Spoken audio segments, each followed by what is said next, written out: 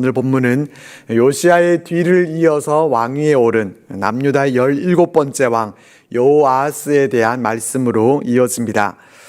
오늘 본문은 요시야 이후에 유다 왕국이 얼마나 급격하게 무너져 가는가 하는 것을 보여주는 전환점이 되는 부분입니다. 31절 말씀부터 보겠습니다. 여호아하스가 왕이 될 때 나이가 23세라 예루살렘에서 석 달간 다스리니라. 그의 어머니의 이름은 하무달이라 림나 예레미야의 딸이더라. 여호아하스는 요시야의 아들인데 장남이 아니라 셋째 아들입니다. 다시 말해서 그는 왕이 되기에 어려운 그런 위치에 있었지만은 왕위에 올랐습니다. 그가 형들을 제쳐두고 어떻게 해서 왕위에 오르게 됐는가 하는 것을 우리가 자세히는 알 수가 없습니다.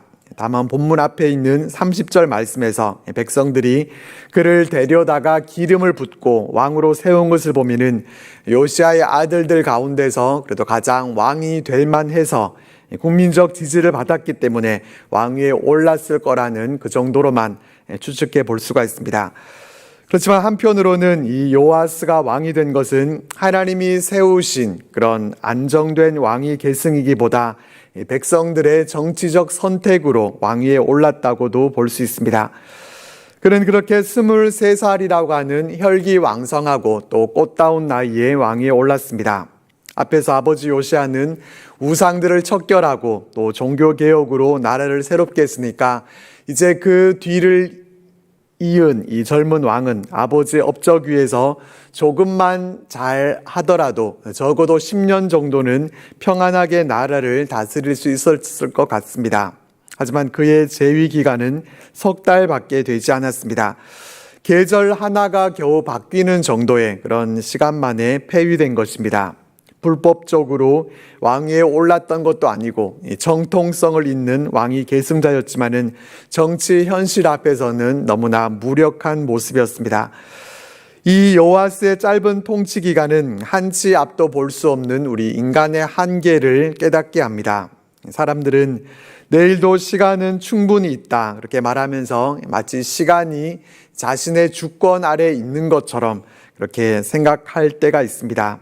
그렇지만 이것은 우리의 교만이고 또 우리의 착각입니다. 우리는 내일 일을 알지 못하는 유한한 존재들입니다. 역사의 주권자이신 하나님께서 붙잡아 주셔야만 하는 그런 연약한 존재들입니다. 시간은 그것을 만드신 하나님의 손안에 있습니다. 모든 것의 때와 기한은 다 하나님께만 있다는 것을 우리가 기억하고 우리는 늘 하루하루를 하나님께 맡겨드리는 그런 삶을 살아가실 수 있기를 바랍니다. 32절 말씀입니다. 여호아하스가 그의 조상들의 모든 행위대로 여호와 보시기에 악을 행하였더니, 이 여호아하스는 유다의 왕들 가운데서도 가장 선한 왕이었던 요시야의 아들이었습니다. 그런데 아버지에게서 그는 뭘 보고 배웠는지를 모르겠습니다. 여호아하스만이 아니라 그의 형제 여호야김과 또 시드기야 역시 악한 행위를 버리지 못했습니다. 부모의 믿음이 자녀들에게 그대로 전수되는 것은 절대로 아니라는 것을 또다시 확인해 볼 수가 있습니다.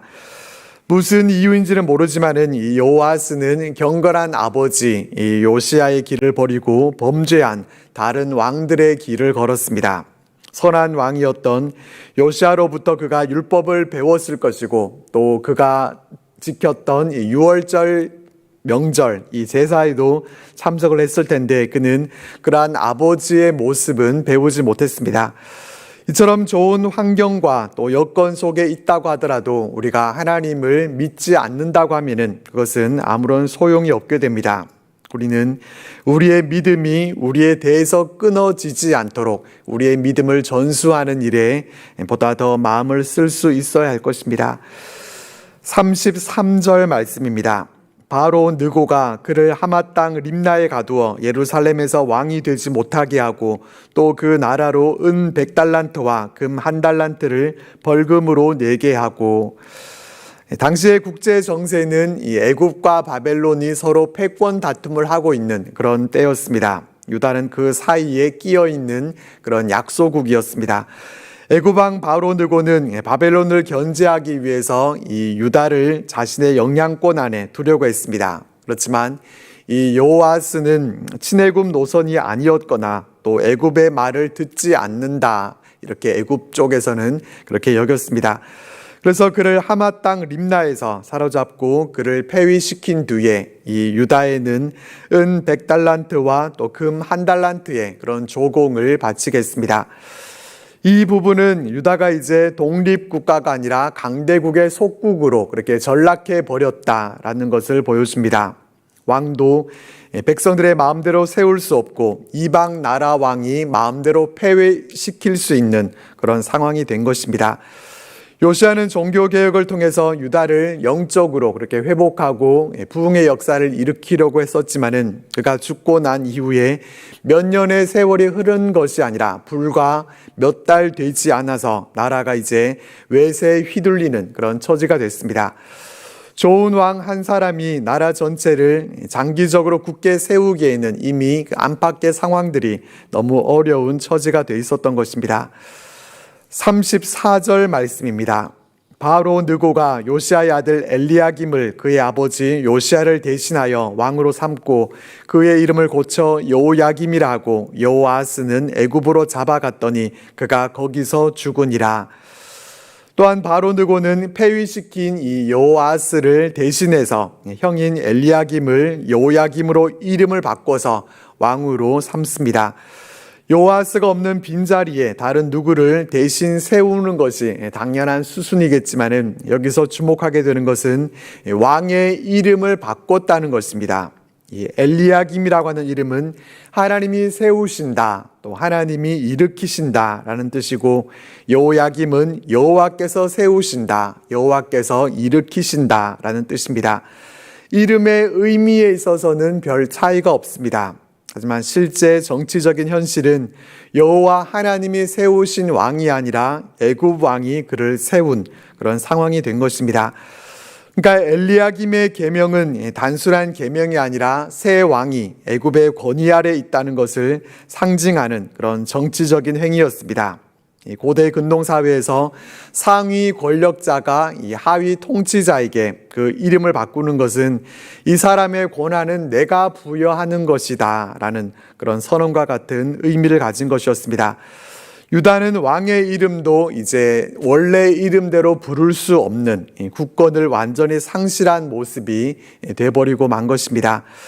하나님의 권능으로 애굽의 노예에서 해방이 돼서 세계 열방 중에서 유일하게 선택받았던 이 하나님의 백성들이 이제 다시 애굽의 지배를 받게 되는 그런 처지가 되고 말았습니다.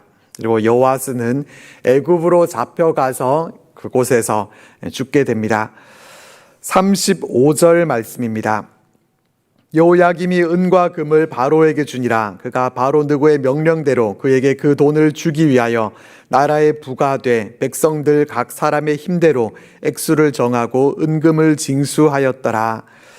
엘리야김은 유다가 애굽의 종속국이 돼버렸고 또 그 통치권 아래 있었기 때문에 바로 느고가 요구한 대로 다 줄 수밖에 없었습니다.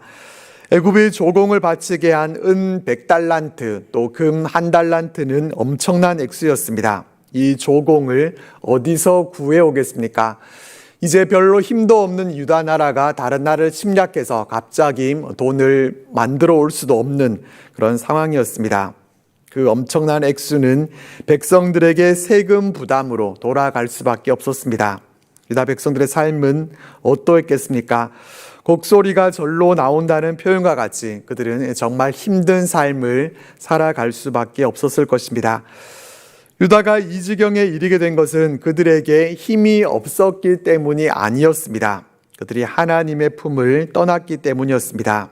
유다는 그들이 스스로 하나님을 버리고 그들이 우상을 섬기면서 하나님의 품을 떠났기 때문에 결국은 하나님께 버림을 받고 이방의 지배를 그렇게 받게 된 것입니다.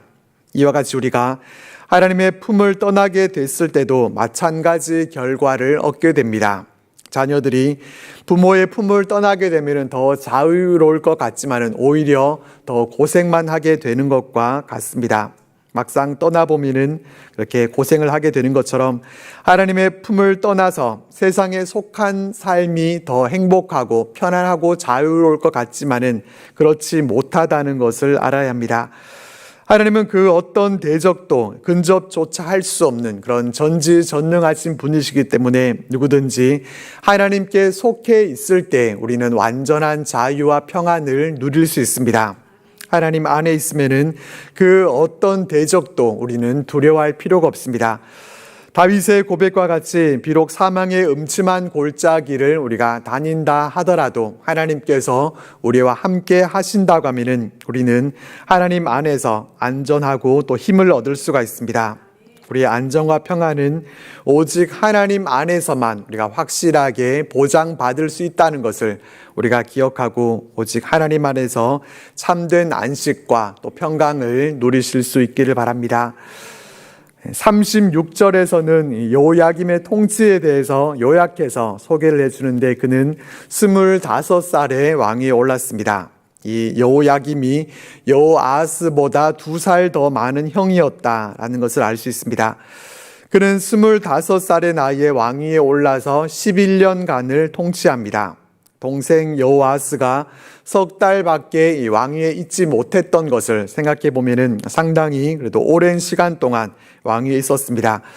11년 정도의 시간이면은 그의 통치가 일시적인 그런 혼란의 상태가 아니라 그래도 한 시대의 역사를 어느 정도 형성한 그런 통치였다는 것을 알 수 있습니다. 그 정도의 시간이면은 유다의 정치적인 어떠한 영향을 충분히 끼칠 수 있는 그런 상황이었다는 것입니다. 근데 본문을 잘 보면은 31절에서도 예루살렘에서 석 달간 다스렸다 이렇게 돼 있고 33절에서도 예루살렘에서 왕이 되지 못하게 하고 또 36절에서도 예루살렘에서 11년간 다스렸다라고 하면서 이 예루살렘이 반복해서 강조되고 있습니다. 이렇게 예루살렘을 강조하고 있는 이유가 무엇이겠습니까? 이 여호아스나 여호야김이나 그들이 하나님이 택하신 도성, 이 성전이 있는 이 중심지에서 통치했음에도 불구하고 하나님의 뜻을 그들이 따르지 않았다라는 점을 강조하기 위해서입니다. 장소가 거룩한 곳이라고 해서 그 통치도 거룩해지는 것은 아니다라는 것을 우리들에게 보여줍니다. 예루살렘에서 여호야김은 나라를 잘 통치해서 했지만은 그 또한 역시 그의 조상들이 행한 모든 일을 따라서 하나님 보시기에 악을 행하는 그러한 모습이 되고 말았습니다. 이렇게 23장의 마지막은 여호야김이 여호와 보시기에 악을 행하였더라라는 말씀으로 끝을 맺고 있고 그렇다면은 그 다음에 펼쳐지게 될 내용은 보나마나가 됩니다. 유다는 이제 패망을 향해서 달려가게 됩니다. 24장의 시작은 1절 말씀에서 여호야김 시대에 바벨론 왕 느부갓네살이 올라오매라는 말씀으로 시작됩니다. 바벨론은 3차에 걸쳐서 유다를 침공하게 되는데 이 여호야김 때에 1, 2차 침공이 그때 있었습니다. 1차 침공은 여호야김 4년에 있었습니다. 여호야김 제위 4년에 느부갓네살이 대군을 이끌고 유다를 침공해 오게 됩니다. 이때 상황은 바벨론과 애굽이 갈그미스에서 전쟁을 한 때였습니다.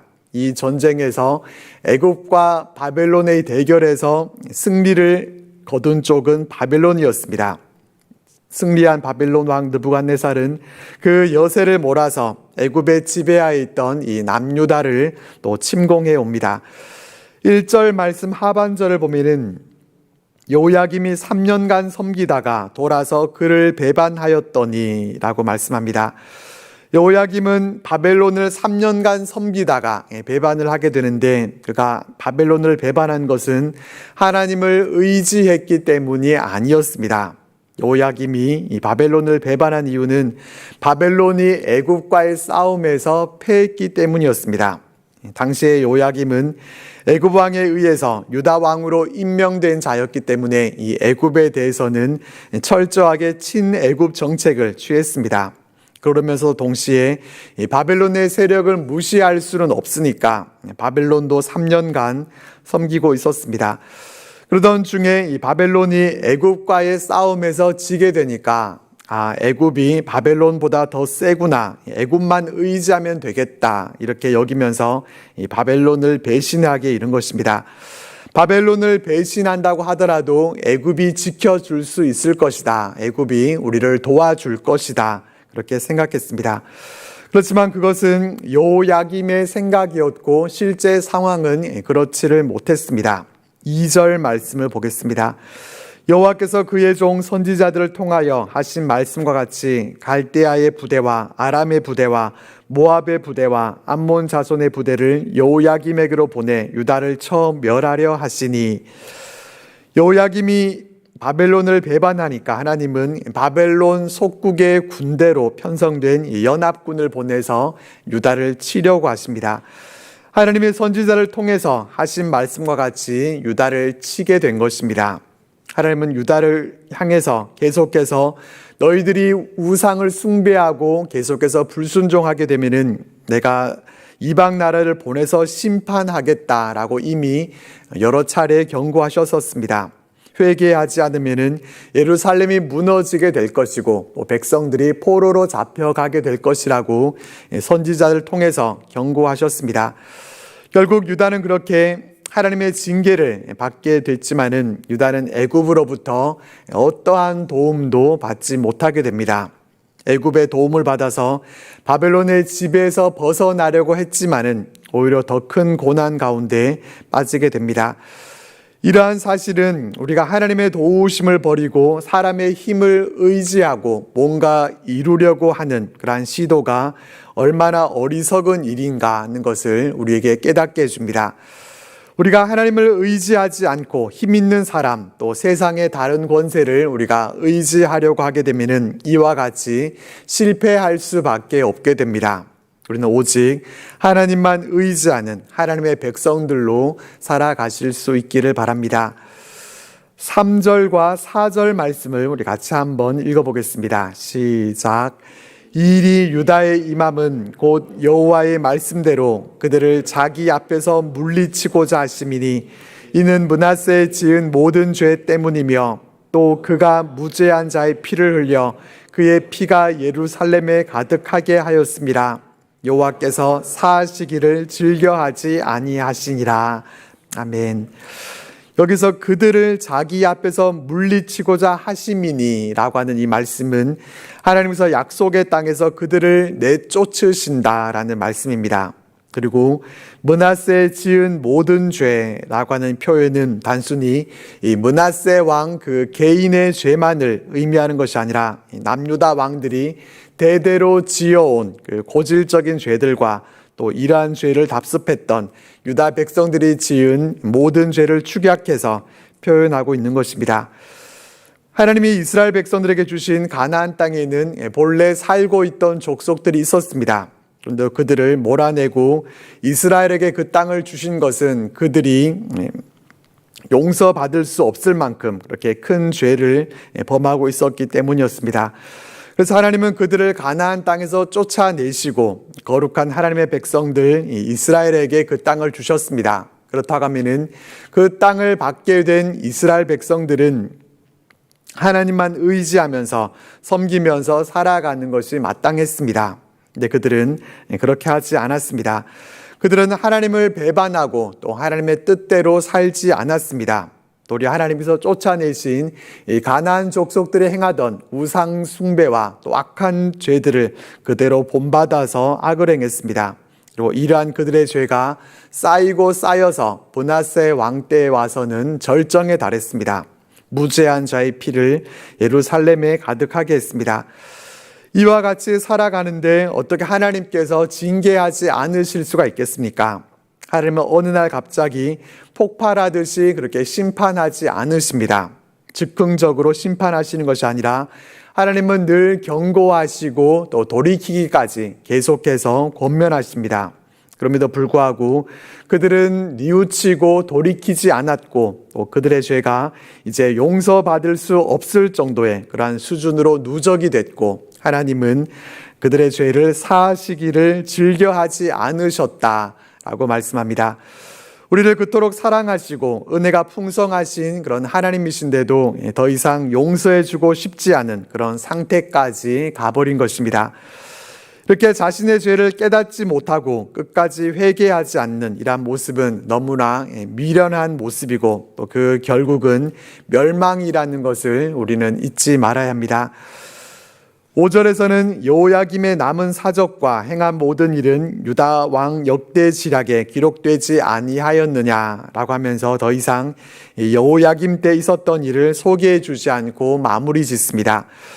본문에는 나오지 않지만은 여호야김 때의 이 바벨론 1차 침공 시에 그는 즉시 바벨론에 항복하고 왕족과 또 귀족의 자녀들을 볼모로 바벨론에 보냄을 통해서 치명적인 피해를 간신히 면했습니다. 이때 성전은 기물 일부가 약탈이 됐고 또 포로로 끌려간 사람들 중에는 우리가 잘 아는 다니엘과 또 그의 세 친구들이 포함되어 있었습니다. 이 1차 침공은 유다를 속국으로 만들고 또 경고성 침공에 불과했고 이후에 3차 침공 때 가서 유다가 완전히 멸망당하게 됩니다.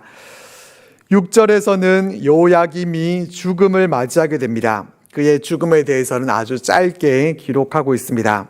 이와 같은 짧은 기록은 악한 통치자의 끝은 초라하다라는 메시지를 우리들에게 전해줍니다. 그는 왕으로 죽었지만은 별로 기억되지도 못하는 그런 죽음이었을 뿐이고 그의 뒤를 이어서 여호야김의 아들 여호야긴이 왕위에 오르게 됩니다. 왕은 바뀌게 됐지만은 나라는 이미 돌이킬 수 없는 그런 선로에 올려져 있었습니다. 왕만 바뀌었을 뿐이고 정권 교체로 인해서 회개한다거나 또 새로운 영적인 바람이 분다거나 하는 일은 없었고 이제 계속해서 멸망을 향해서 치닫게 됩니다. 마지막 7절 말씀을 보겠습니다. 애굽 왕이 다시는 그 나라에서 나오지 못하였으니 이는 바벨론 왕이 애굽 강에서부터 유브라데 강까지 애굽 왕에게 속한 땅을 다 점령하였음이더라. 애굽 왕이 다시는 그 나라에서 나오지 못했다라는 것은 애굽 왕의 세력이 이제 유다에서 완전히 밀려났고 또 바벨론이 패권을 완전히 장악했다라는 것을 말해줍니다. 이것은 그저 국제 정세를 알려주는 것 같지만은 영적으로 보면은 이것 또한 하나님의 섭리라는 것을 우리가 알 수 있습니다. 애굽은 유다가 의지하던 그런 세력이었고 이 바벨론은 하나님이 들어 쓰시던 하나님의 도구였습니다. 이제 유다가 기대던 이 애굽이라고 하는 이 외교 카드가 완전히 사라지게 된 것이고 이제 하나님 앞에서 유다는 더 이상 도망갈 구멍도 없고 또 더 이상 핑계 댈 수 없는 그런 상황에까지 이르게 된 것입니다. 그러면 유다는 이제 자신들이 기댈 수 있는 버팀목이 없어진 그런 상황이니까 어떻게 해야 되겠습니까? 하나님만 바라봐야 하는 그런 막다른 골목에 이르게 됐으니까 하나님만 찾고 의지해야 했습니다. 그러나 유다는 끝까지 하나님께로 돌이키지 않습니다. 유다가 의지하던 애굽을 하나님은 뒤로 보내시고 이제 나만 바라봐라 그렇게 외치셨는데도 그들은 하나님을 끝내 바라보지 않았습니다. 하나님이 회개할 기회를 주셨는데도 그들은 회개할 기회로 그렇게 여기지 않고 그저 이제 비빌 구석이 사라졌다라는 정도의 그런 안타까움에서 그치고 말았습니다. 오늘 말씀을 통해서 우리는 요시야 이후에 유다가 망해가는 모습을 볼 수가 있습니다. 경건한 왕이 사라지니까 그 자리를 채운 것은 회개가 아니라 타협이었고 또 믿음이 아니라 정치적 계산이었고 하나님을 신뢰하는 것이 아니라 강대국을 의지하는 모습이었습니다. 유다는 아직 나라가 있으니 괜찮다 그렇게 생각했을지 모르지만은 이미 유다는 무너진 나라였습니다. 성전이 있었고 아직 왕이 있기는 했지만은 말씀을 버린 순간에 나라의 심장은 이미 멈춘 것과 다름없었습니다. 요아스와 여호야김의 통치는 한 세대 신앙이 얼마나 쉽게 무너질 수 있는가 하는 것을 우리들에게 잘 보여줍니다. 그리고 느부갓네살과 강대국들의 압박은 단순한 국제 정세가 아니라 하나님께서 오래 참으시다가 결국 역사 속에서 그렇게 정의의 손길로 그렇게 일하시게 됨을 우리들에게 또한 보여줍니다. 오늘 말씀을 통해서 우리가 누구를 의지하고 있는가 하는 것을 돌아보게 됩니다.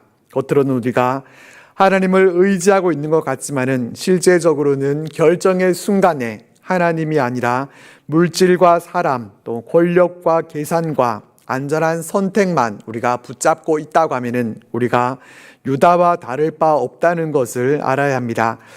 하나님이 아닌 우리가 의지하고 있는 것들은, 다른 모든 것들은 결국은 다 무너지게 돼 있습니다.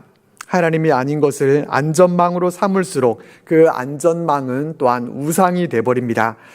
하나님은 유다가 의지하던 대안도 무너뜨리면서 이것을 백성들에게 깨닫게 해주고 싶으셨지만은 그들은 깨닫지 못했습니다. 오늘 회개하지 않으면은 내일은 심판밖에 없다는 것을 그들은 알지 못했습니다. 하나님 없이도 살 수 있다고 믿는 그 순간부터 우리의 인생과 또 그 공동체는 무너지게 됩니다. 아직 무너지지 않았을 때가 돌이키고 또 회개할 수 있는 가장 빠른 때입니다. 우리는 오직 하나님만 의지하면서 하나님의 품을 떠나서 다른 것을 의지하고 있다고 하면은 재빨리 하나님께로 돌이키는 자들이 되어서 멸망길로 가지 않고 하나님께서 이끄시는 복된 길로 나아가는 우리들 모두가 되시기를 바랍니다.